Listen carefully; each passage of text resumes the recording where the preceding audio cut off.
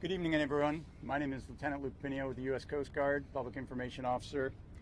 Today I'm joined with Rear Admiral Shannon Gilreath, Commander, 5th Coast Guard District, as well as Colonel Roland L. Butler, Jr., Superintendent, Maryland State Police. Tonight we're going to hear from a brief statement from each of them on current updates. And after that, we'll be able to take a few questions, but we do need to keep it brief because we want to get these folks back to work. With that, I'd like to introduce Rear Admiral Shannon Gilreath. Hey, good evening, everyone. First, I'd like to say thank you to all of the first responders that have come out today to assist in looking for these individuals. We've had tremendous support across the state and county and city and federal enterprise. You've seen for yourself the helicopters flying over, the small boats that are out there, the Coast Guard cutter that's out there, the boats that go back and forth bringing people out on scene to search for these individuals. So thank you to this entire community for helping in that regard. Second, I want to say thank you to the community for the outpouring of support to those first responders, and in particularly the outpouring of support and prayers and support for the families of the 6 individuals. So I would like to announce tonight that based on the length of time that we've gone in this search, the extensive search efforts that we've put into it, the water temperature, that at this point we do not believe that we're going to find any of these individuals still alive. And so this evening at around 7:30, we are going to suspend the active search and rescue efforts. Coast Guard's not going away, none of our partners are going away, but we're just going to transition to a different phase. And so I'm going to turn it over to Colonel Butler, please. Good evening, and thank you all for being here. To echo the Admiral's comments here, we really appreciate the support from the community. To all the first responders here, we appreciate your patience and allowing us to do the best job possible and get the information as it comes up. At this point, as the Admiral said, we're going away from the search and rescue portion to a recovery operation. The changing conditions out there have made it dangerous for the first responders, the divers in the water. We will still have surface ships out overnight. At 0600 hours tomorrow, we're hoping to put divers in the water and begin a more detailed search to do our very best to recover those 6 missing people.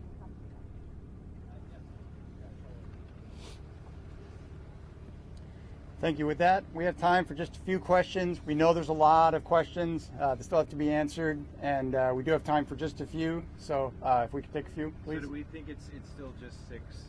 There's talk of maybe other cars on the bridge.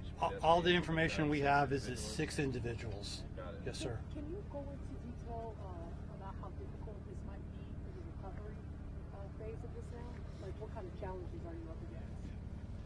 Well, I'll start by saying I'm going to turn it over to the experts on diving. I'm not an expert on diving, but we've got very difficult water temperatures. You have structures from the bridge that are in the water that can move with the tides and currents, making that dangerous for divers and people in the water to actually try to do recovery. And we do not want to injure any of these first responders in this recovery effort. We absolutely want to be as safe as possible for everyone involved in this. And I'll let see if Colonel Bell has anything he wants to add. Can you go into specifics about what the search and rescue entailed? Like, were there scuba divers, or was everything above water, sonar, any sort of equipment that might have been utilized over the past 12 hours? From the outset, we moved all those resources in with dive teams from various state, local, and county agencies. We also use sonar. We're doing our very best in some very difficult times and difficult conditions, which is why we're making that transition now. The last thing we want to do is put divers in the water with changing currents, low temperatures, very poor visibility, and so much metal and other unknown objects in the water. All it takes is one object to strike an individual, and all of a sudden we have a first responder trying to recover another first responder. I think at 0600 we'll find ourselves in a better position to understand the dynamics of what we're dealing with and to address the issue in a much safer manner. Did the authorities have 6 IDs now, and have those victims each been contacted, those families, I should say? I can't speak on that. That's still in the investigative portion of this. Can you speak to some of the difficulties in actually retrieving the remains? Have any